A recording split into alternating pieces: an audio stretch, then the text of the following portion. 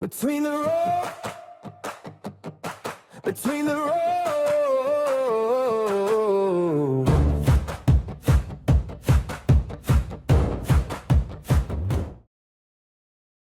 Welcome back to another episode of Between the Rolls. This week I'm joined by a special guest, Jake Cox, who is the founder of No Bad Days, which is a barbershop in Upnor in Kent. It's not only just a barbershop. Jake is also very passionate about mental health and improving the lives of men and women in the local area.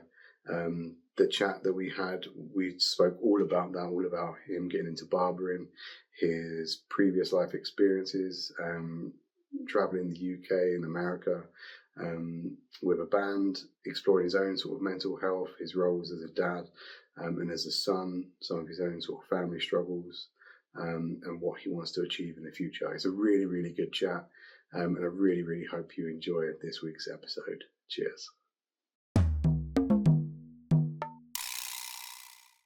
But first off, thank you so much, Jake, for coming on and having a chat. Do you want to introduce yourself? So I'm Jake. I'm very nearly 32. I'm the father of a 2-year-old beautiful little girl. I'm an overthinker. I'm an overlover. I'm an overfeeler. I've put everything into my businesses that I've created. So we've got No Bad Days, which is the building we're in right now, which is a 500-year-old building that used to store gunpowder back in the day, which is really cool. Hence why it's kind of like a bit of a kind of triangular shape. It's such a cool building. It's beautiful. It's so cool. But the bricks are insanely old, and yeah, we've kind of repurposed it to be a men's mental health focused barbershop / tattoo shop / S&P shop that I've designed to kind of feel like every man's dream treehouse with music and guitars and tattoos and like just the coolest space that every young lad and old lad needs. You know? It does kind of feel like a cool man cave, like when you come in here. It's just so like clean, and like looking around, there's so much little pieces I can relate to, like even like the pictures on the wall. I know he's shown me around before. I'll put some pictures up maybe of like your old barbershop and your shed and stuff. It just feels like it can relate to every bloke, like every man, and I think that's a really cool vibe to have. Yeah, I created No Bad Days for like young Jake. I know there's a lot in sort of counselling and therapies and stuff with like healing your inner child and stuff. And like I created No Bad Days with as many posters and artwork and guitars on the wall as possible, and like all tattoo sort of stuff all over the walls, and just create a space that I really wanted to be in. And I thought if I like this place, other people will too. And I've created like a community of people that are quite like deep thinkers, quite emotional men. Like we're men's mental health focused, but actually we do cut quite a lot of female hair as well. Okay. So that's really cool. It gives like a real like sense of diversity and stuff to the shop. Brings different characters in and stuff like that, which is amazing.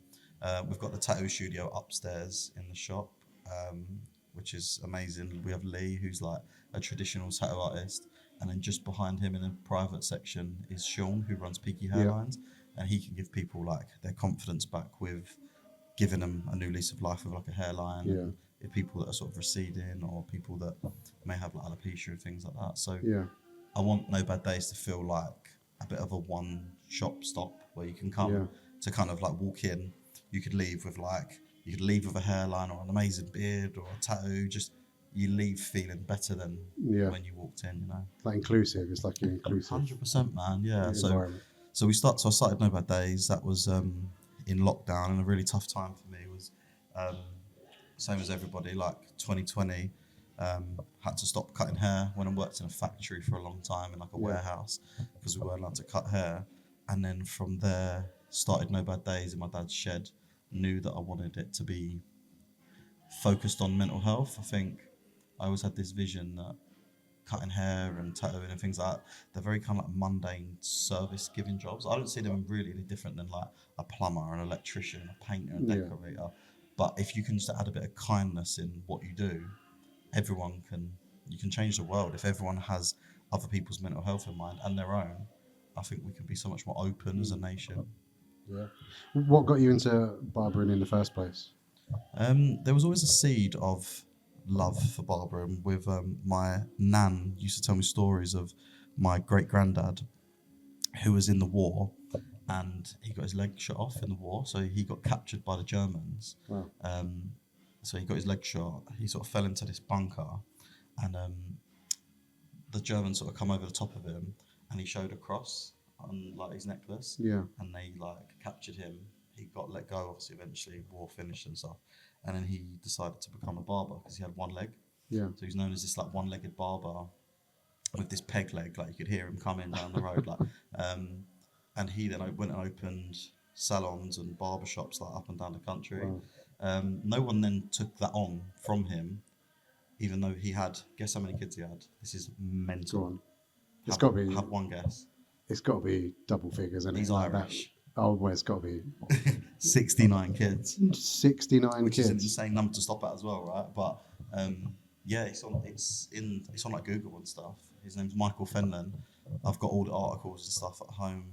There's actually a Facebook group, and it's called Descendants of Michael Fenlon. And there's Yeah. about 600 to 800 of us in there. Jesus. And there's photos of like all my family, and I sort of heard the stories of him and how sort of charming he was and how great he was at his job, and like he was in the war and like this kind of heroic figure. Yeah. But actually, when you really deep it, he was probably like, he must have been sleeping with like a hell of a lot of women to have. I was going to say, you said he was kids. charming. He must have been very charming. With I think a the lot of them were ladies. nurses as well because of his leg. Like, Yeah.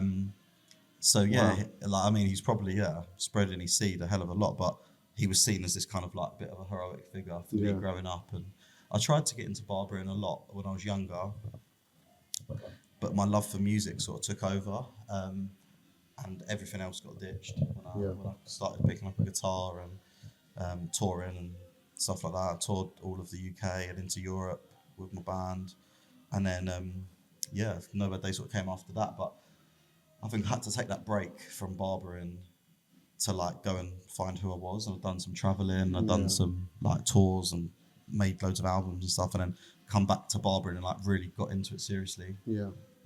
about 11 years ago now. So yeah, best thing I ever did. Yeah. It's insane. So, like, I mean, this podcast is all about roles and the roles that we play, and you kind of mentioned there about finding your own identity, being on the road, touring with a band. What, I guess it's a cliche question, but how much of yourself did you find when you was on the road touring and with bands and stuff? What did you learn from that experience, if anything? Yeah. Oh, mate, a hell of a lot. Like, I lost friends along the way. I've gained a lot of friends along the way. There's people that I can walk into like in London or Rochester now. People go like, "Yo, you're from that band," like, and that's like a community within itself. Yeah. What I learned from being in the band was how to market, for one, like marketing, PR. We would do like before we released a single, we would do like a press release and like PR, and we'd do like interviews and radio, and that kind of put me in good stead for this place. So I was like, if you want something, don't expect the world to just find you. You need to put yourself out there. It got me drilled into kind of being in the band's hard, like playing like Liverpool one night, and then like the next night Manchester, and then here, and then we done what broke me, like completely broke me. So what finished the band off, I'll kind of come back to the like purpose thing in a minute, but was we were travelling a hell of a lot, and we would play like Liverpool one night, and then we'd be playing like Margate the next, Yeah. and getting like really smashed, and then getting in a car for like 8 hours, and like I developed like massive travel anxiety, like massive, and that just built and built and built and escalated to the point where I didn't want to tour in the band no more. And for me, like music was all about being live and being present with the crowd and stuff, and I wasn't. And then I was drowning that with drinking more and self-medicating and stuff, just to kind of distract myself from my own thoughts, my own anxieties. So that developed whilst I was in the band. But like the travelling and the creative side of things helped me be who I wanted to be. Like in the band, it was cool because we all allowed each other to be creative, and like we'd let each other be who we want to be. And it's funny because even back then, I was writing like interludes in songs with kind of like mental health focused lyrics over it, and like talking about mental health, and we built a little following around that kind of thing. And built up a hell of a lot of independence for me, like traveling and like having to work things out and problem solve, and got quite street smart. Traveled the whole country, saw like everywhere, man. Like all into Europe. It helped me sort of money manage as well, like learning how to budget and stuff. It was amazing, and I think if I wouldn't have had that experience, No Bad Days wouldn't be what it is, and I wouldn't be who I am because that formed me as a person. I've been playing music since I was probably 12. Yeah. So it's a big part of who you are, you know? To give you the skills for life. Oh man, yeah, 100%. Like my little girl's only 2, but I would love her to learn an instrument. Not just learn an instrument, but like I feel like my band was my university.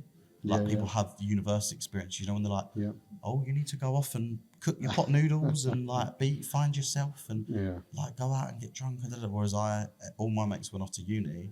Me and my mates went off and travelled the country, and I remember meeting up with people years later and like exchanging stories, and ours was like getting stuck in different parts of the country and travelling to like Luxembourg and all these different crazy places, and it taught me a hell of a lot. And I miss them boys massively because you have to learn to trust each other. You're like a family, and I think what you learn is that you have to learn to lean on other people. And I kind of wanted everything like, let's go now. But there was someone in my band who was very slow, and like I had to learn to sometimes go at his pace, and we'd learn to have meet in the middle a little bit, you know. But yeah, it was an amazing experience. How close are you with those guys now? Yeah, pretty close, man. Like Alfie, who's in the band, he's my best mate.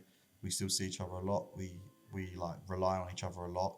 We was with each other last week actually, watching music, and we see each other a lot, and I think we will always have that special place in each other's heart. And we had to like let go of band members and take new ones on, and we had to like it's hard, man. Imagine being like young and like you don't really know what you want, you don't know who you are. People are ripping you off left, right, and centre. Like we was playing some big shows, and people would be like, "Yeah, we'll give you like a tenner and some beers," and we'll be like, "Oh, amazing!" They're making like $1,000 off of us. Like, but as you go through life, we signed some awful record deals and lost loads of money, and then made money elsewhere. And like, you kind of we just figured life out. We was going up London and going to like Radio 1 and all these places, and like being young, doing all that, you sort of realise that people want a piece of the pie when it's hot, and as soon as it goes cold, you're just thrown away. And I think that's quite a difficult thing to learn when you're young. I guess that must definitely take a toll on mental health without even probably knowing that at the time, I assume. Oh, I don't know. I've always been very conscious of my mental health, and I've been very conscious of like how I feel and what I think, and I've always been a very like quite opinionated person when I was younger, but I'm not really anymore. Like I think as I grow up, I actually love hearing everyone's opinions, really. Like I used to get so angry, man. Like people would say like, yeah, but One Direction, Justin Bieber, like they are the best bands in the world. I'm like, they're actually not. Like, have you ever heard Stairway to Heaven? Like they're like, no, and you're like, you don't know. Like I'd get really angry, but now I'm kind of I quite like it. If people think Justin Bieber's the best artist in the world, I'm like, it's cool. You can think that, man. Like, but it's massive. Music was a big part of my life, man. Yeah. So, talk me through more of like the journey of into barbering, and I kind of mentioned earlier, or we were talking before we started recording about kind of setting up in your dad's shed and that kind of stuff. So what was that like, and how did that kind of start for you to go, this is what I want to do, this is my vision? I've always been quite stubborn in a way, and I've always been quite like determined, and I kind of know what I want and what I don't want. And as like most people, I've worked since I was young, man. Like for 14 years old, I was stood outside Brixton Academy, the venue, handing out leaflets for a couple of beers and entry to a gig. Like I've always been out there grafting, and I've worked in bowling alleys, restaurants, museums, all these different places, and I was kind of struggling to find my purpose a little bit, and I threw so much into music that it was like it's that or nothing. And then like what I didn't like about music was that your future and your career can be affected by other people's actions. I didn't like that. I wanted to like take my own like fate into my own hands almost. So from working in museums and all that sort of stuff, I decided to go to Camp America in New York. I worked in the Catskill Mountains, and beautiful Wow. experience. No Wi-Fi, no signal, just like the deers, the bears. I was like walking horses, like bathing horses every day. I was looking after like special needs children and adults with a mixed range of like disabilities and stuff. Yeah. The most incredibly humbling experience in the world. Like putting a nappy on a man older and bigger and more hairy than you is, and you're 21. Like it's Yeah. pretty intense, man. And like getting beat up by like the strongest like 80-year-old you've ever seen. Like it's insane. But it taught me a hell of a lot. I was out in America for 6 months, doing that. Went on my own. Great experience. Came back, got a job in a special needs school in like Orpington, like South London. Yeah. Carried on doing that sort of stuff there. Fell into doing a bit more on the music side of things because I knew I was in a band. And then again, like I remember going to the head teacher being like, what can I do to progress? Like I've been a TA, now I'm a music teacher. Like he was like, you can, the next thing is like head of year and then assistant head and then head teacher. And I was like, how long is that going to take me? And he was like, 20 years. And I was like, I want it now. Like, how do I do it next year? And he's like, unfortunately, Jake, like, look how many teachers there are. And I was like, I need to do something else. Yeah. So that's when barbering come into it. I've always loved hair. I've always loved, I think there's a massive connection with hair and like self-care and how you look and things like that. And I think I've always been self-conscious about my hair and like how I look and stuff. And I think when you walk out the barbershop, for me, there's no better feeling. Like someone's like made you look great, like a piece of art, you know what I mean? And I liked that idea. And like I said, I tried to get into barbering a long time ago, and then it sort of came back full circle. And the guy who was cutting my hair at the time was kind of like a family member, like a sort of through partners and stuff. And he was like, do you know what? He was like, I feel like you'd be like a great barber. And I was like, okay, I want to be a barber, man. And he was like, let's do it. He was like, I'll train you. So I used to work in the school till 3, 7 till 3. I'd leave the school, get to the barbershop at 3:30 and work till 9 every day. And then on Saturdays, I'd be in there all day, every day. Sundays, I'd be in there all day, every day. I had to pay for the privilege to learn how to cut hair. Yeah. Whereas most apprentices get paid. I paid like $4,500 to not even receive a qualification, which looking back, I got fleeced in a way, but ultimately, like, if I wouldn't have done that, I wouldn't have what I have now. So it was a lesson learned. Probably the best $4,500 I've ever spent, to be fair. That guy taught me a hell of a lot. I owe a lot to him in terms of like the discipline that he had on me was insane. Like when I look back, he didn't. Most people say like, "Oh, you learn through mistakes, right? That's how humans learn." Like he didn't let me make a mistake. Like I couldn't put like a finger wrong, or I couldn't put the clippers slightly wrong, or I couldn't make a mistake. So the discipline, and I still like a bit like Star Wars with like Yoda and that. You know what I mean, like it was a little bit like that, and I got paid to do it. I paid to do that. So I was paying so all the money I was sort of earning, I was flooding into that, and did that for years and years, and then ended up loving it. Put all my creativity into barbering from the music side. So all that I'd learnt from music and traveling and the people skills that I'd learnt from working with special needs people, and because that's the extreme level of care. When you're like wiping someone's bum, giving someone a nice service whilst you're cutting the hair is like the least you can do, man. Like they're not asking you to shower them, and like, do you know what I'm saying? So I just thought, if I can do that for special needs people, what can we do for people getting a haircut? So I kind of moved all them skills into barbering, and realised I was getting busier and busier and busier. Realised that a lot of people were coming to me because of me as well, and like I realised that I could harness almost like my personality and my traits within as a moneymaker almost as well. Started doing more kind of like mindfulness stuff within the shop, and then lockdown hit, got thrown out of that shop, and then started No Bad Days, my dad's shed, the next day. So I had £1 coin left to my name, that was it, because I'd paid for this course, I had no money. Bought a bag of chips, walked out the chip shop, fell over, dropped the chips on the floor, had nothing. Went back to my dad's shed, sat there, brainstormed. I knew what I wanted, just didn't know how it looked. And then started No Bad Days, and No Bad Days went from there to a smaller shop, sort of just me on my own. Built it around like a personalized one-to-one feeling of a haircut. So when I look at haircuts, it's not technically about technicality and stuff, it's about feeling, how you make that person feel, how their hair makes them feel and stuff. And carried that one-to-one feeling into a gigantic building like this. So if you're getting a tattoo here or getting your hair cut in any of your stations, I've angled things and I've put things in places so that you can't see anybody else, you can't hear anybody else. It's very secluded. So I just kind of like upscaled what I created in my dad's shed, essentially. Yeah, that's really cool. It's a really good way of looking at it. Because full disclosure for me, I don't go to barbers. I go to hairdressers. I've not had very good experiences in barbers in the past for that reason of it's not personal enough. Like I go to hairdressers, the same one for years and years, for that connection, for that chat.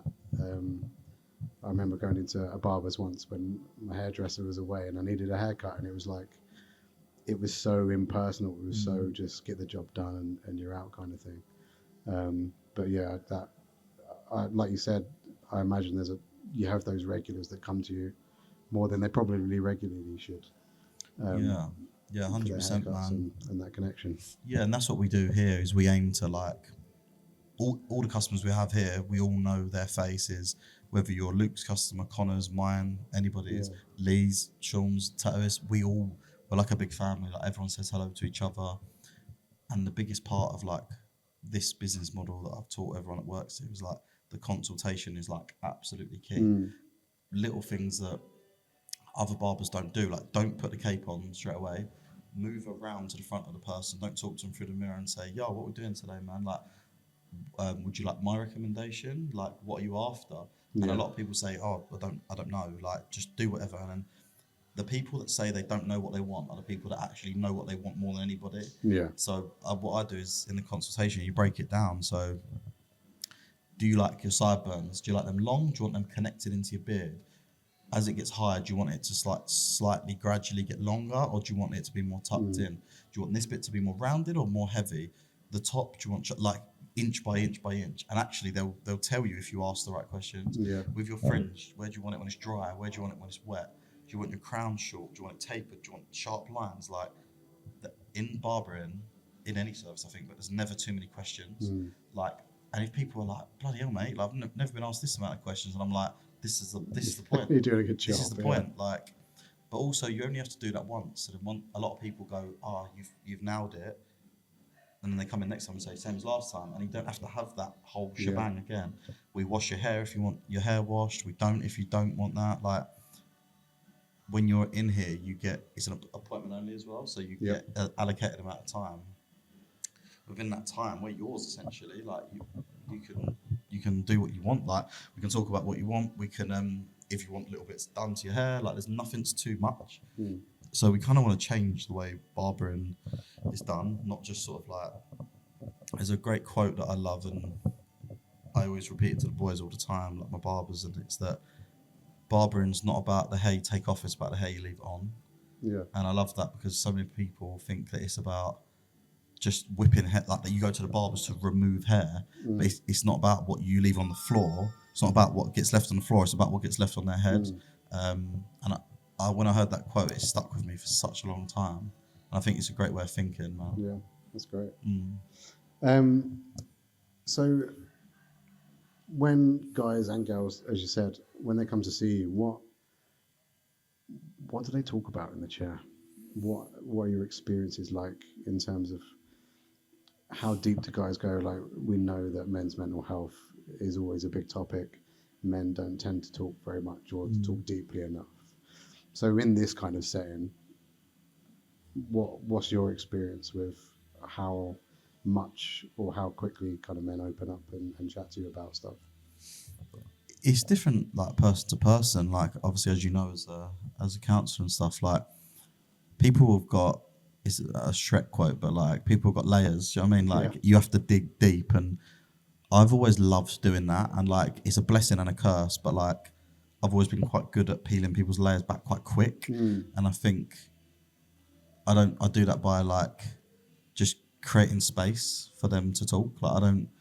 you know, like when someone's like, oh man, like had a really bad day today, and if you go, yeah, I've had a bad day, like my car broke down. Yeah, my car broke down last week. They'll be like, I don't want to say anything to this geezer because he's just gonna like hit me back. Like it's not ping pong. Do you know what I mean? Yeah. Like it's just creating space and asking the right questions. Asking like quite brave questions. I think that's important. Like Yeah. a What lot would you of define as a barbers, brave question? how's your mental health? Like what makes you sad? What makes you happy? Like, and then we can get really deep if you want. Like what does like young Jake need? Like what part of your childhood's been unhealed? Like you can go as deep as you want, man. But like we're not professional counselors here. We're just people who are interested in hearing people talk, and like we're here to listen to people, and ultimately we can signpost people to the right places. And we explain we're not professionals of that type like you. Yeah. We're a listening pair of ears. The way that I see it is if people can come in here and open up to us, it's better than not opening up to anybody. We can then advise them and recommend them to go and talk to like professionals. But it's all different, man. Like I've had people that have come in here, and before I've even put the cake round them, before I've even said what we're doing today, mate, or before I've even said sit down, they've said my dad took his own life last year. And you're like, okay, man, like jump in, and then I then have a whole kind of script of how I go about things. Or there were people that have been cutting for 10 years, and after the 10th year, they might say, thank you, man, like this place has saved my life. Like I've had a guy who I've been cutting his hair for 10 years, and he was in like suicidal, and I just had a bit of a weird feeling that something was going to happen. And I gave him an air freshener every time he came in, and I said like, put that in your car. And he was like, you gave me one last week. And I said, put that in your car, man. Keep it smelling fresh. Like, just know that if you're ever feeling down, smell it and look at it and know that like No Bad Days is here. Like, not as a monetary thing, but like come and chill with us. Like, and he's admitted that like there's been a few times where he's had dark thoughts on the motorways, and he's smelt that and he's stopped. And like the whole point of that is kind of like subliminally is like I was trying to catch his senses with the smell and stuff. But yeah, I've had that. Like there's people that don't open up after 10 years, and there's people that open up after 10 seconds of the first time of meeting them. So it's anywhere in between really, but I try not to like ask direct questions. I kind of ask open questions like and like what I like to do sometimes is if I don't understand, admit that I don't understand, and like if I can't relate, admit that I can't relate. I think so many people, like especially barbers, like they'll ask the right kind of question, and then someone might say something heavy, and they won't know how to respond, and then they'll be like, "What are you doing on the weekend, then, man? Weather's good." Like, whereas I see them as like little missiles, man, like little open question missiles. Like someone says something really heavy and intense, it's just like how did that make you feel, or like so even just how does that make you feel? It's gonna open that up all again, and just let people talk. Like let them go, man. Like a Beyblade, like wind them up and let them go, and just let them do their thing. And then once they've calmed down, if they want to keep the convo going, like start it up again. But it's just about asking the right questions, I think. And the good thing about this shop is that it's advertised as that. So if people come in, they do come in straight away with something really heavy and deep and dark. They know we're not going to be like, where's that come from? It's like, we kind of expect it. When you book a haircut here, you can write a note in the note section. So some people might put, I had one the other day, I don't want small talk. So we know we'll keep it quiet. We'll say, would you like done to your hair, mate? We just crack on, get on with it. Some people don't like the awkwardness in a barbershop. They don't like coming in, don't like talking about the weather or politics or that. So sometimes we will say, like, would you prefer a quiet appointment? It's not being rude. It's just, would you like a quiet one? Oh yeah, I've had a bit of a tough day. Like, is it alright if I close my eyes and have a quiet? Yeah, man, I'm not going to interrupt you. Like, or you can tell us before. Or I've had it before where someone's like parents passed away or something. They say like, don't bring up that in my like, don't say how's your mum. Things like that. And we kind of like when we come in as a mutual like head nod, and we're going from there. But it's just about just slowing the whole process down, you know, letting people talk, and like nothing shocks me anymore. Like nothing at all. I think after what I've heard and what I've seen over the last few years and how low I've seen people, nothing really shocks me. So Yeah. people can say some pretty heavy stuff to me, and I'm not like shocked anymore by it. Do you ever know or get that kind of sense when you know it's more than just a haircut? Yeah, probably like 95% of the time I cut hair, man. Yeah. And that's why I do what I do, because I love cutting hair, but selfishly, like cutting hair is quite therapeutic for me. Like Yeah. if I'm going through something, I kind of get myself a bit more booked up, Yeah. work a bit later, and I like delve into work, like listen to really chill music, like what's on now, for example. If I'm ever like really tense and stuff, like I put something out on my Instagram and I say like 5 free cuts. Whoever messages first gets it. They're going to be 1 hour long appointments. I creatively want to be able to do what I need to do, Yeah. but they're going to be silent appointments, and I'll just go into my own zone. And it'll be after work. Boys have gone home. It's dark, and I'll just like get like deep into this haircut, and that's me like almost like meditating. But yeah, I know when a heavy convo's coming, like, I can feel it. Like I hear their voice change, or I'll ask them again, like, "You okay, bro? Like, you don't seem yourself." Yeah, I'm fine, man. I'm fine. I fucking Arsenal lost on the weekend. And I'm like, "Are you okay?" And then it comes. You know what I mean, or we'll finish the haircut. We'll go for a walk outside. Like, I'll walk to their car with them, or whatever, and it will come out then. And like, you see a lot of like wondering eyes. Like, is anyone else looking before they say something? Yeah. But in here, like, people know that there's never anything too sensitive or too extreme to say to us. So we've kind of created that space, if you know what I mean. Yeah. Oh, I like that. I mean, you kind of touched on it a little bit there, but obviously, I mean, I know what it's like when you hear some heavy stuff and you have a heavy day. How do you kind of process that and deal with that? Like, how much do you take home? How much do you kind of let those things play on your mind, or are you pretty good at switching off and leaving it behind the door as you leave? I think we're all different personally in here. Like, we all deal with things differently. Personally, for me, when I first started, like, knowing that I could do this, almost like it feels a bit like a superpower sometimes, like, which is again a blessing and a curse. But like, I almost can feel what people are feeling sometimes. It's like sometimes it's not nice because you're taking on what they're feeling. Yeah. And I can almost like see sadness sometimes a little bit, and it's like quite visual and stuff. But I've developed this thing through counselling. So I had to go to counselling because I was taking it on, all this on. Yeah. So I went and done counselling, and I said, like, I'm leaving work and I'm thinking about Johnny, whose missus just had a miscarriage, and he said, I'm going, can't stop thinking about it. Or like, someone's just told me they ain't got any money, like, I want to send them 200 quid. Like, I was taking it all on board, and came up with this strategy that I now share and stuff, where when someone sits in your chair, when you put that cape around them, it's like have you watched Harry Potter with the invisibility cloak? It's like that, but I see it as like that's their bubble, and whatever they say, any negative thoughts, like when I hear negative thoughts and stuff, I see almost like them coming out as like black sludge and like words and stuff, and like, but it's staying in their bubble. And I sometimes, when it's getting too heavy, I visualize them in like a bubble that's the cape. And then as they walk out the shop, I see the bubble leaving with them, covered in like these black splatters and stuff. And then I get the cape, and every single time after every haircut, I get the cape and I go, like very like classic barbering, but I do that and it's like shaking away all the like bad energy and stuff. So I do that. My partner's actually a hairdresser, so like she gets it as well, so that's cool.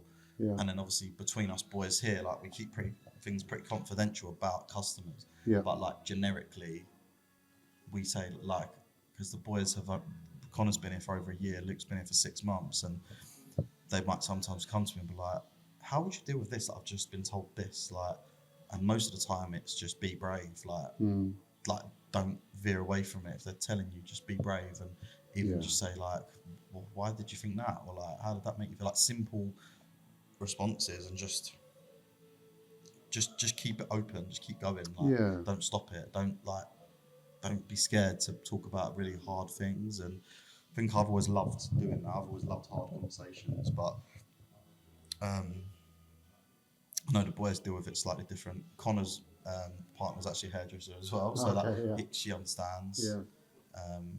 So yeah, we've got each other and stuff as well. Like we have a little debrief and stuff if we ever need it. But yeah, I've created an environment where the boys can also say how they're feeling as well. Because it's hard, like as you know with your job, like you're Yeah. taking on a lot all day long.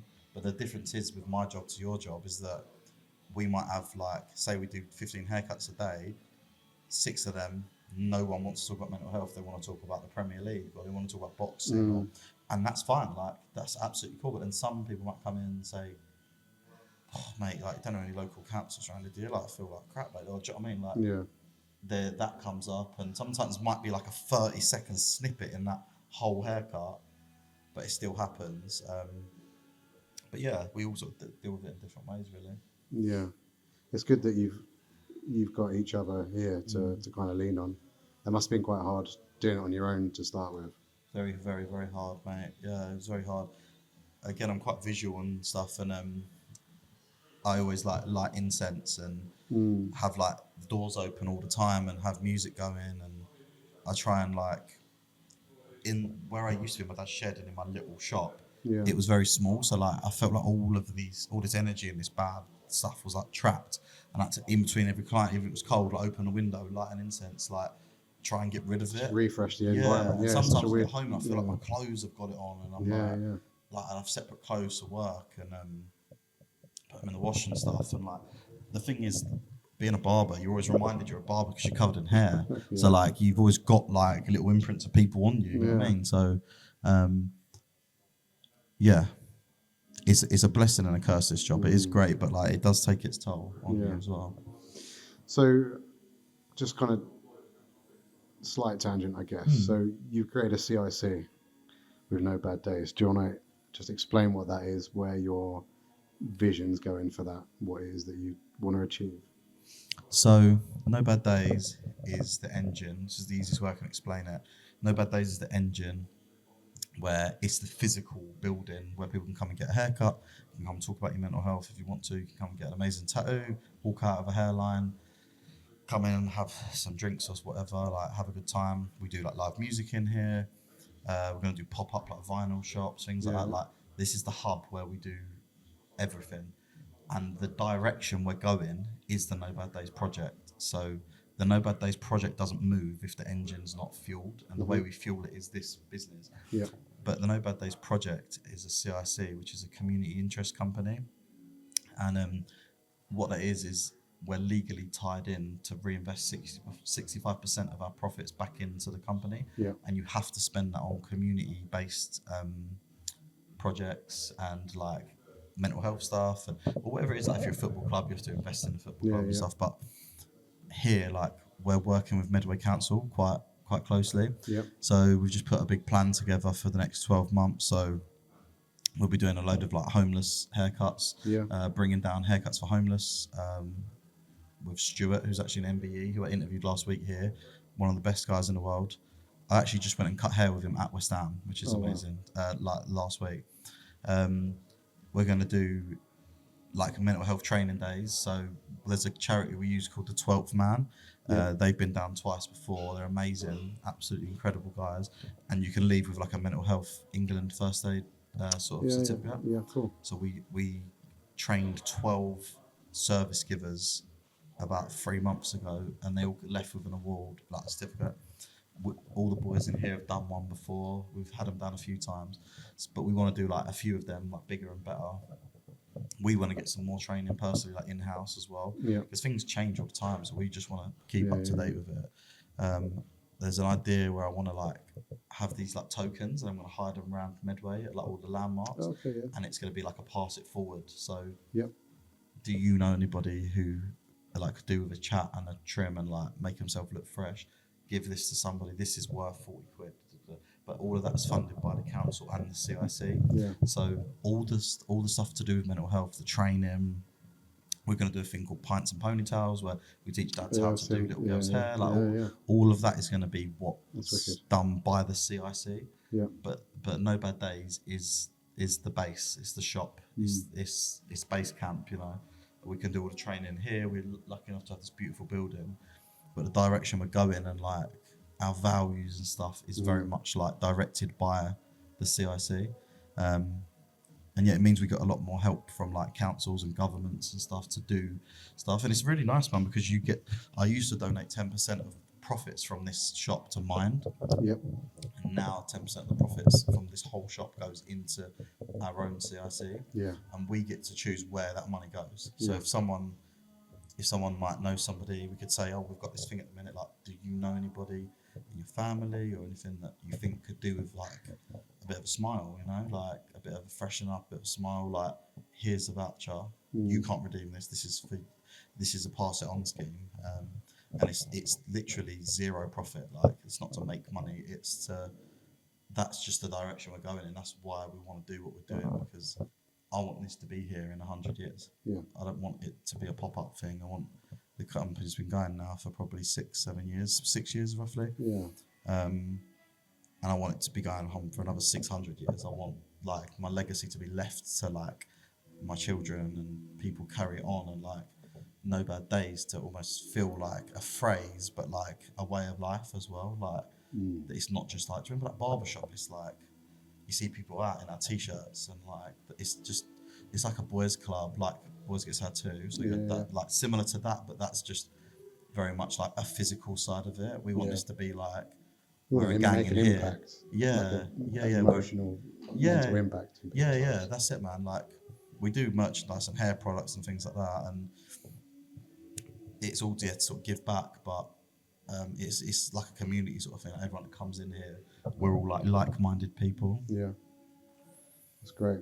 I've got so many, I don't know, thoughts about it really, like especially growing up in this area, knowing, you know, working in my background and some of the stuff that I've got going on as well. Like I know the area kind of needs something. It needs an impact that's slightly different to what else is out there, really. Do you think there's still like a misunderstanding around sort of men's mental health at the moment, or is there anything that is kind of really missed or needs a focus on? Yeah, I think we've still got a long way to go, if I'm honest. I think that I had an experience in January with my own dad who attempted to take his own life, and he took a big overdose, loads of pills, and he was kind of fretting it for days. And as like Kent's Mr. Mental Health, I should know where to go, right? I should know who to call. I should know how to solve this. A guy who's done as much training as you can do, I didn't know who to call. You call the police, they can like detain him. You call the ambulance, there's no emergency, not happened yet. Like you call Mind, oh well, as he self-referred, you call the GPs, you call the Samaritans. Oh, he needs to call us. It's like there's no like one-shop stop of like almost, you know, like an e-consult, but like a click through of like, is this for you? No, yes. Call this number, or like ring this. Like, where is that? Doesn't exist. And that's like the next thing that I'd love to do with the No Bad Days project, is like create something where people could go onto our website, or like a separate website, or that's really easy. And I'm not like reinventing the wheel. I'm just showing like this is where you would go if you had a person in crisis, they're about to take their own life. If they've already done it, you call the ambulance. If they're gonna be a threat to their life or other people's, you call the police. If they want to help themselves, call the Samaritans, or like vice versa. It's not there, man. Like I was scrambling for days, 3 days, trying to save him, and like. What did that feel like? That's horrific, man. Heavy. Yeah, it's fucking horrific. Excuse my language, but it was horrific. Like to try and save your own dad. Do you know what I'm saying? Like to try and like everything I knew, man. I was like ringing like the 12th man. I was like, bro, and like I learned a lot in them like 4 or 5 days to get that phone call to say your dad's in hospital, and to go up there and like him being in like a coma, and then deal with the next 4 days of like him not wanting to be alive, and like dealing with that, and sitting in a room with like a psychiatrist, I think they're called, and like him him still not wanting to be alive and things like that. It's fucking heavy, man. Like I had to take a month off work like in here because my body went downhill. I got the flu. I got labyrinthitis. I got tonsillitis, all from this moment. Like my Stress, body yeah. is so like it was battered. I was going back and forth to Margate for about a week, 2 weeks, and like trying to build him up, and it's just crazy. Like the dynamic between you and your parent changes completely. Like anyone, and like there's people in here that have been through that, and I've listened to their stories and their journeys.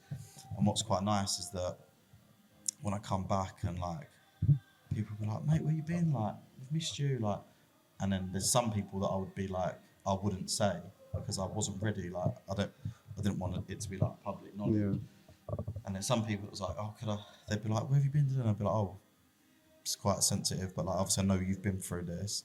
And then I lean on people a little bit, and then they advise me. And there's people's parents who have gone through with it, and there's people who have tried to go through with it, and it was heavy, man, really heavy. I got a younger sister who was amazing for it all, and I became a lot sort of harder, and she became a lot softer. Like we almost became the parent roles, you know what I mean, to him. So that was really interesting, but that gave me like a massive kick up the bum to start the No Bad Days project.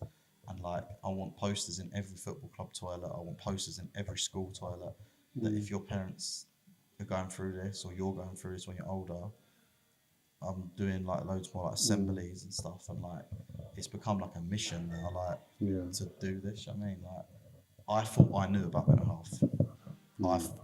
When I was sat there in that hospital, I felt like an absolute fraud. It was insane, man. How is he now?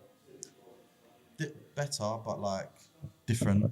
Every day is different. Yeah. You always worry you're gonna get that phone call and stuff. I don't think people realise like taking your own life is so final, and like you don't realise what you're leaving behind. I know it's a way out for you, and what I learned and what I had to learn very quickly was that like if that's someone's choice, you have to respect that. Yeah. And like I probably didn't, maybe.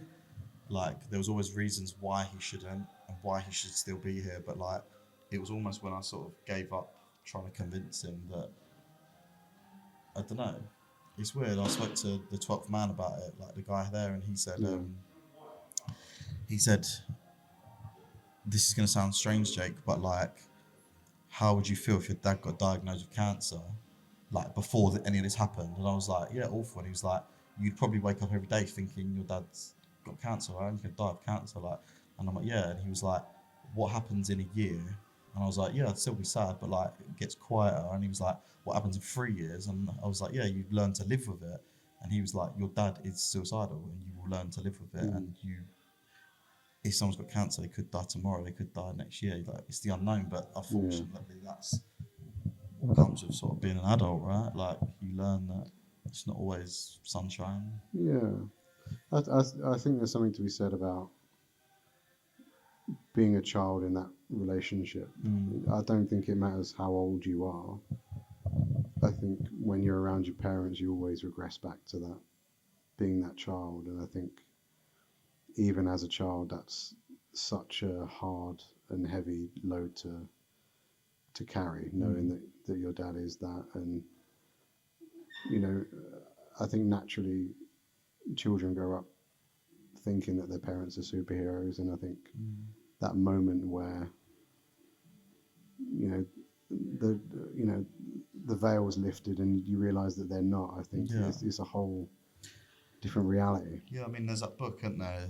Is it called like They Effed Us Up? Yeah. You know that book? Like that, like we all make mistakes. Like I'm gonna make mistakes with my daughter. Like you're gonna make mistakes with your girls. Like we don't mean to, but like generationally, we've got to break that chain. And my dad's like, tried to do this before as well when he was younger, and like he's very emotional. He's very like he feels a lot, like a bit similar to me, but like mine comes out with tears, his comes out with anger. And like I'm quite cool with like crying, and I'm quite cool with like feeling and like sitting with that feeling, whereas I don't think he is, and he puts that into like can put that into aggression, used to, but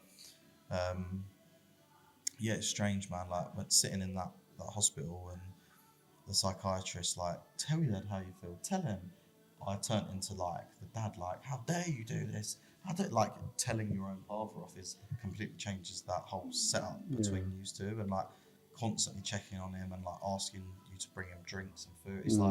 It's like you've got like a 6-year-old. You're looking after him, and it was heavy, man. Like, it was very heavy, but yeah, you just don't know what people are carrying, and like that was a big thing I learned from that. Was I remember every day driving from here down to Margate Hospital, and it's like, it's not a nice journey, and I remember stopping at this garage every day to get a slush puppy to like keep myself going. And some days the guy behind the counter would be really nice, some days he'd be really rude.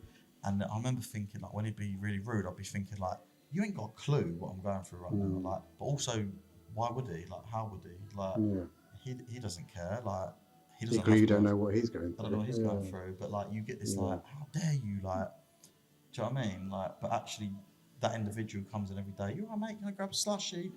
He could be going to see his dad who's in a coma. Like, you don't know. And like, I put on a brave face a lot, and I thought, like, if I can do it, think of how everyone else can do it. You know, so I learned a lot from that as well. But yeah, massively life changing experience, man.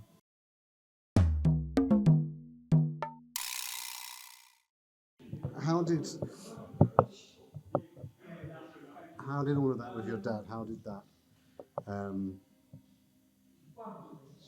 Or did it change the way that you parent or look at your daughter?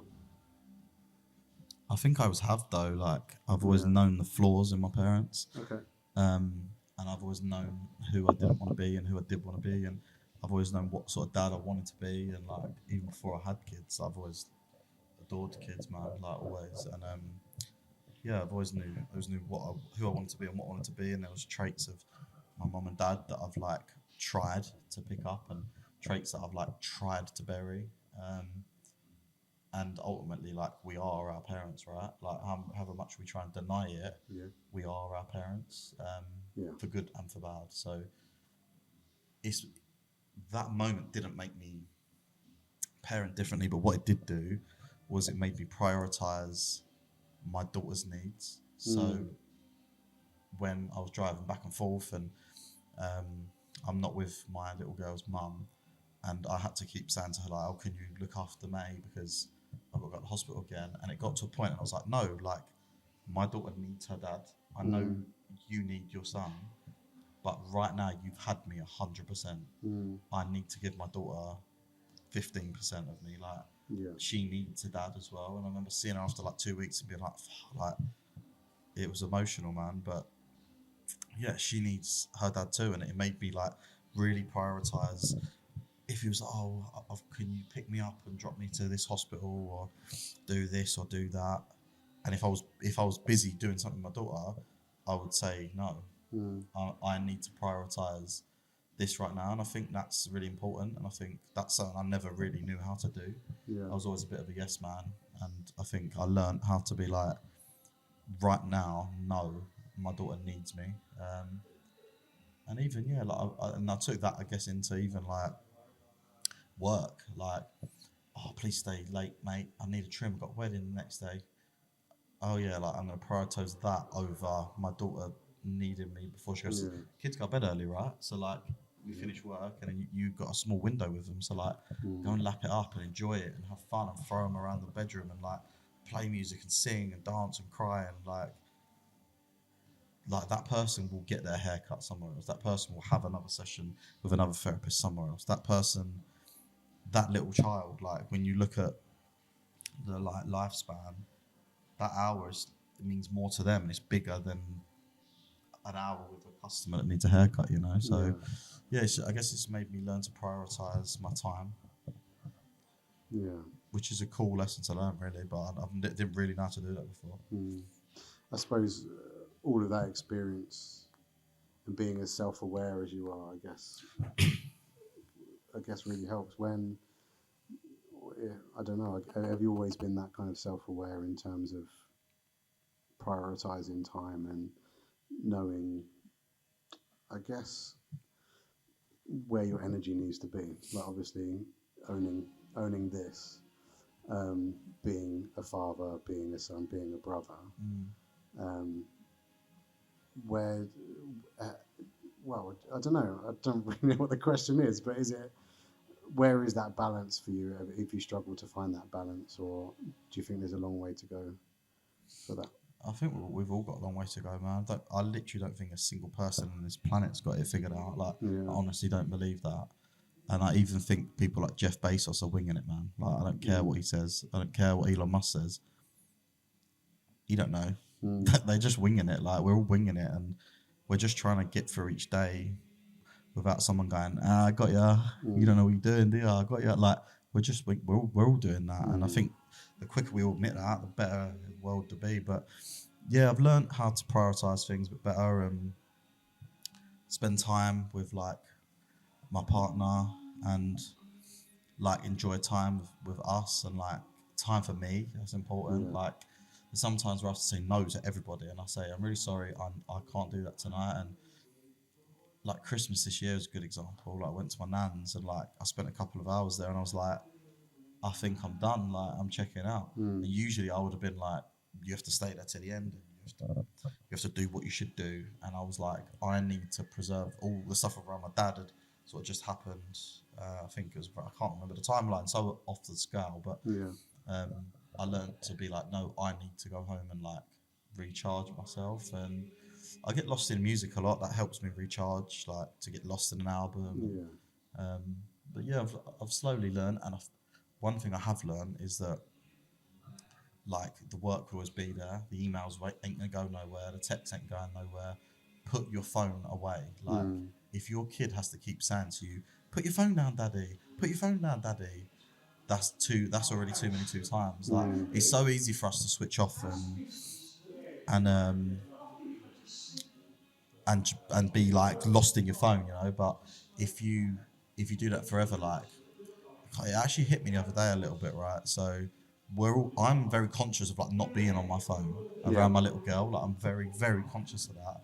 And the other day, like, she was like, draw me, draw this, draw this. She said, draw daddy. And I was like, okay, draw daddy's hat. I was like, okay, draw daddy's glasses, draw daddy's phone in his hand. And I was like, oh no, like it got me. And I was like, no. And as soon as she said it, I was like, phew, like threw across the room. But like, my little girl was very like emotional and very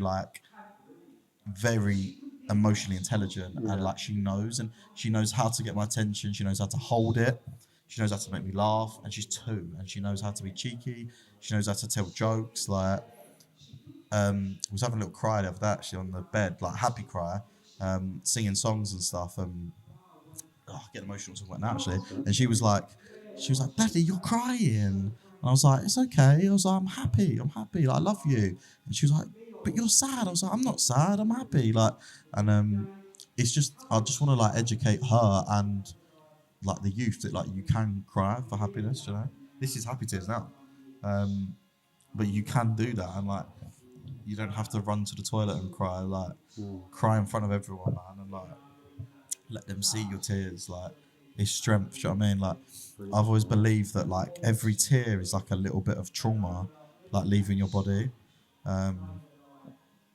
I think I was saying to you before this, like I watched the new Wuthering Heights film the other day, and the ending, I sobbed for 25 minutes, and it's very sad. But like, why I was crying was happy tears, because like, if you've not watched the film, definitely watch it. But like, they never got to experience something that I got to experience, and it was like extreme gratitude, and like, I nearly never got to experience what I'm experiencing now. They never got to experience it, and like, yeah, it was horrific. Yeah. But great, amazing film. Yeah. I like a good cry. Yeah. That's always the film that always makes me cry is, have you ever watched A Knight's Tale with Heath Ledger? Yeah, with Chris Rock in it. Is it Chris Rock? No. Heath Ledger is. Who's? a Oh knight- no, I'm thinking of the probably other different one. I must have seen it. Yeah. A Knight's Tale. I Yeah, must it's got have Heath seen Ledger in it. It's quite. It's a good film, but there's a bit in it where, in the beginning of the film, he kind of goes away and trains to be a knight, and then like near the end of the film, he sort of comes back. Spoiler alert. he comes back to like his hometown, and then he meets his dad. He reunites with his dad, but his dad's blind, and that absolutely kills me. What, you don't know his dad's He don't- blind? No, he didn't realize his dad was blind. Okay. And his dad hasn't seen him. Like he sent him away when he was a boy, when he was like 6 or 7 or whatever. Oh, really? And then he comes back as an adult, and he obviously can't see him. He's like touching his face, and Oh, stuff. wow. And it's such a powerful like That's cool, scene, man. but there's so much Yeah. pride and stuff. But Yeah. equally, that sadness that he can't see his son is just like yeah, Again, proper- probably made you realise I'm so It's grateful for my eyes. gratitude. Yeah, exactly. Yeah. I can't believe I can see. 100%. And again, like going back to talking about working with special needs people, like Yeah, the gratitude that it gives you, like yeah, I can't remember who I was talking to about this the other day, right? A beautiful guy called Adam, who's sadly passed away now. He was about 50, and he was in like my bunker, like my lodge kind of thing, and he was a musician, and he had MS, so he'd lost all his ability to sing, to play guitar, to do anything. His speech was like probably had like 1% left before it was Yeah. gone, and I used to sit there and play guitar for him, and I would like go through the chords, and until he like winked at me or blinked at me, I was like, huh, yeah, and then like I'd be like, next chord, A, B, C, and like keep going through it. And we wrote a song called Home's Where the Heart Is, and like I kept going through each lyric until he was happy, and we like performed it together on stage, and like he got to relive that, and amazing. he could blow, so we put a harmonica. He didn't realize he could do it, and there's like a clip of him like playing a harmonica, and me, I was sobbing again, and yeah, like he used to, as technology got better, I don't know how they did it, but he could write poems. I think it's almost like Stephen Hawking's, like how he could do it, and he used to send me poems from New York, and like we'd stay in contact and stuff, and yeah, like that made me appreciate like the use of my body. I mean, at a very young age, like this guy hasn't chose to be like this. And I remember like with my dad saying to him, like, there's people out there that are in this hospital that don't want to be here. Like they don't want to be here. They don't have a choice. You have a choice. And I think there's so much power in understanding how much choice we have as human beings. Yeah. And like, you choose if you go and get in your car and drive home tonight, or if you want to go and jump in the Medway River. Like you choose that. And I think we need to understand the power that like our thoughts are not us, and like they don't stop letting your thoughts consume you. Like you are not what you think in this little pea of a brain. Yeah. Like, you can choose exactly what happens to you, and you choose your future and stuff. And I think all them sort of combined experiences with the band and my dad and working with special needs people, that's what sort of formed this emotional mess that's like here. And this shop is like me, like this is like a visual representation of me, and like I think I said earlier, but it's like I designed it like almost to feel a bit like a tree house. So a lot of people struggle to find it here, and that's on purpose. There's no signs, there's nothing. Like it looks like every single other building in this row, and that's on purpose, because if you struggle to find it, anything you leave in this building, your deepest, darkest secrets, no one else is going to find it, because you couldn't even find it. So it's on, everything's on purpose. Everything I do is on purpose, and like everything's got so much thought behind it, man. Like, yeah, everything's done for a reason, you know. It's good. It feels everything. It feels incredibly well thought out. I imagine there must be an immense sense of pride that you feel when you talk about it. 100%, man. Yeah, it's like my little baby. Like, I'm very protective over it. You ask the boys that work for me and work here, like, there's weekly like catch-up meetings and like check-ups, and like my standards are so incredibly high because I don't want the penny to drop. I don't want the ball to be dropped. I don't want, like I said earlier, I want to leave a legacy of like, this is what No Bad Days is. And like, I actually had a really proud moment a minute ago. Like, one of my team members was talking to this kind of business coach we work with, and he didn't realise I was in the toilet next door, and I could hear him saying like, well, yeah, like, because we're talking about hiring at the minute, and he's like, well, we need them to like align with our vision and our mission of like, and he believes it, you know what I'm saying? Like, the fact that someone else can like feel and think what was created in here, is amazing. But we're also different here. Like everyone brings something different, and I don't want to create clones of myself. I want to let people like bring things to the table. And, Yeah. like no bad. I would say like no bad days can be anything you want it to be. Like if you work here, it can be anything you want it to be. And this place like is the people that are in it. Like the people that are in here make it what it is. Like when all the lights go off, this ain't no bad days. Like when the door gets locked, this ain't no bad days. No bad days is the feeling of the people in here, and like I'm very proud of like I'm very proud of the boys, like my team. I'm proud of all the people that have like helped me along the way, and I'm nowhere near where I want to be. Like I'd say I'm like probably like 35-40% of the way there. I'm nowhere near like that. I'm nowhere near where I want to be. And I'm quite harsh on myself. Like I'm very like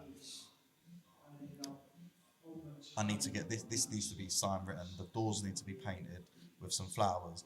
Then we need to get this done here, and then it's like once that's happened, then we employ someone, and then once we employed someone, like we get another tattooist up here, and then like I know where the ceiling is for this place, but I know what I'm like. I'll do that, and I'll probably go and open a shop in Whitstable, and then like do it again. Like I've always had this vision of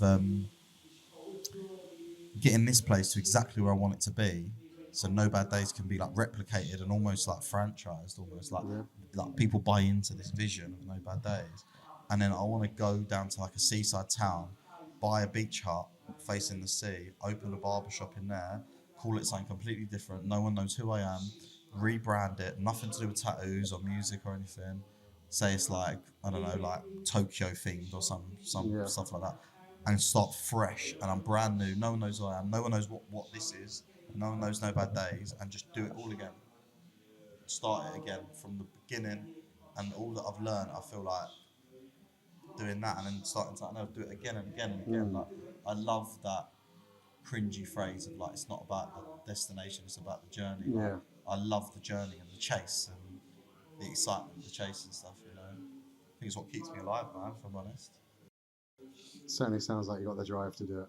Yeah, I mean, it's hard. Like I said, when the thing with my dad happens, like I've got the drive and the energy, but as soon as there's a bump in the road, it like we're not superhumans. Like Yeah. we all break. You know what I'm saying? We're all fragile, really. And I think I run myself at max and 100% all the way, and like it's like driving a car at 150 miles an hour down a road. It's all well and good until there's a pothole, Yeah. and that's gonna mash your wheel up or take you off the road. Yeah. Like I drive it, not physically, but like in my life, like Yeah. represent my life. I'm a very fast person, and I like that. Like I like being in the fast lane in life, but then the other extreme is I can be the most chilled person you've ever met, Yeah. and like I love like going and like watch some jazz or something, and like having a beer and like going for a walk, and I'm just like one or the other. I mean, I hate sitting in that middle ground of like I want to be ecstatic or I want to be like everything's like heightened. Do you know what I mean? Yeah. I think it sounds like you described yourself earlier as like a grafter. I think it's that kind of not excessive grafting, but getting yourself to a point and then just stopping and taking stock of what you've got and appreciating that. So I think once you be able to step back from that, then you can kind of see what you've got and where you need to go next.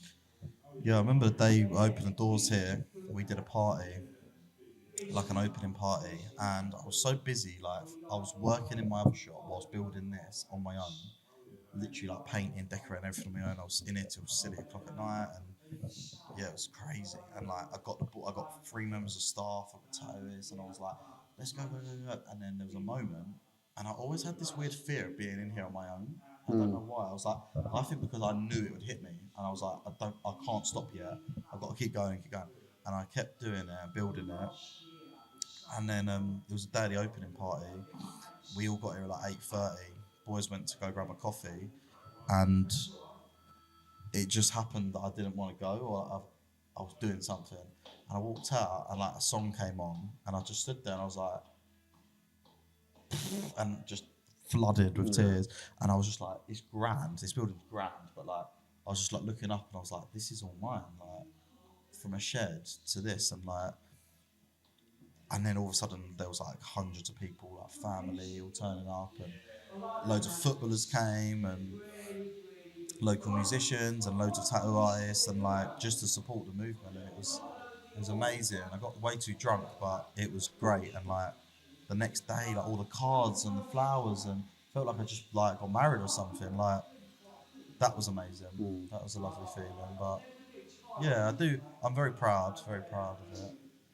What would you say to your 21-year-old self Just if starting you was to go barbering. back now? What would you want to say to him? What if I could just like write a letter to him? Yeah. Like, probably what I think now. Don't take your foot off the gas. Keep going. Like, put your head down. You ain't there yet. Like, no one's gonna hand you nothing. Keep Yeah. going. Don't take things too personal. Like, I take a lot of things to heart. I've got a lot better at that. Everything that goes up must come down. Like, in terms of emotions and people's feelings and stuff. Like, I don't know. I feel as I've got older, I feel like I've always felt a bit like this, but I've always felt a bit like an island. And like there's a Ben Howard lyric about like every man's an island and you're the sea and all that sort of stuff. But like I've always felt like an island, and like you saying about your parents, like your parents let you down, people let you down, and like you can let yourself down, but like you're in control of you. And Yeah. I don't know. There's probably some trust issues there in that sense, but like, yeah, I'd just say just keep going, travel as much as you can, go to America, live your life, and just do what makes you happy, man. Like, you're gonna get there in the end, and like, don't change. Like, I've never changed for a single person, whether I meet you or whether I'm cutting the head of Kent Police or the biggest drug dealer in Kent. You're all gonna get the same conversation. Like, you're all gonna get the same Jake. I'm not. I don't change for anybody. And when I was younger, it got me in a lot of trouble being like that, because I remember my parents saying, "You need to be a bit of a chameleon sometimes," and I'm like, "Not really. Like, I'm not rude, but I'm not going to change for people, you know." So yeah, I probably wouldn't even say anything to him, if I'm honest. Let him do his thing. So if a guy was listening right now who was uncomfortable in opening up, what would be their kind of first step? I think it's about using what you've got and like seeing it as like a toolbox, and like, I've got this friend for this, I've got this friend for this, I've got this parent for this parent for this. Stop thinking everyone can do everything. Like, I've got friends that if I ever said my mental health's in a bin, mate, they wouldn't know what to say. But I've got other friends that do. So like, don't expect your mum to understand your mental health and she don't understand mental health. Find the people in your life, and if you don't have them, go and find them, because they're out there, like clubs, and go and find things that you're interested in and hobbies and clubs, and go to counselling. Like, I think everyone should do counselling. I think it should be in schools. I think it should be put like PE, science, maths, counselling. Like, logistically, yeah, you guys will be raking it in, but like, and I don't know how it work, but like, I think everyone should deal with like, should look into their brain. Like, we do PE. What does that stand for? Physical education. But what about ME, like mental education? Like, why don't we do that? Your body is just your shell that carries this. Like, if this isn't right, what's your body? Like, we do like food tech, which tells you what you put in. We do like nutrition studies. We do all that. Like, we do physical education. Like, why don't we learn about being sad, and why don't we learn about depression, anxiety, and PTSD and trauma? And why don't we learn that women of a certain age go through the menopause, and like, our mums might not just be being moody, they're going through something. Why don't we learn that, like, about addiction and things? Why don't we learn that in school? Like, some people say, I've had this question a lot. Some people said to me, "Do you think it's opening a can of worms if we teach them too early, though? Like, is it going to make them aware that they could have anxiety?" And I said, "Well, what's it better, like them growing up knowing what something is, or them getting to 21 doing therapy because their last 10 years of their life was a muddle, like messed up in their head? Like, what would you prefer? Like, your kids to identify themselves as, my belly's hurting, I think I've got anxiety, I'm nervous, like, or would you prefer them to get to 32 and go through all of this?" Do you know what I'm saying? Like, I'd prefer to heal it at the start, but I think it's about, back to your question, finding the right people, finding your clan, finding your little team, finding your crew to open up to. Just be brave, be braver than you've ever been. Like, taking it back to kind of like my dad, like when he went through what he did, um, I said to him, you need to start counselling for one. I said another thing as well is, I think as men and as like the community, we need to open up about medication more. Yeah. I think we need to like, I don't know what the word is, but we need to stop making like taking medication for your mental health such a bad thing. Like, oh, didn't know you was on sertraline, mate. Like, didn't know you was on antidepressants. You depressed? Like, if you broke your leg and someone gave you some like cream for your leg or like some antibiotics because you got an infection, no one would say a word. If you had tonsillitis, no one would say a word. But if you're taking medication because there's some pathways that have gone wrong, or like, do you know what I'm saying? Like, you're not well in the mind. It's the same thing. So like, addressing the problem.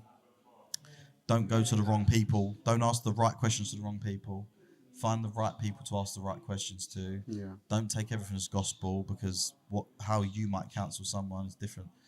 It's funny, man. Like, I have a lot of people say to me, "Nah, counseling's not for me. Done it before, tried it. He made me feel well rubbish." And my response is always,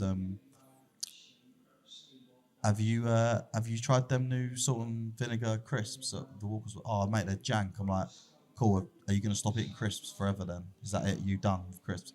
Well, no, I'll eat it. I like the chicken flavour.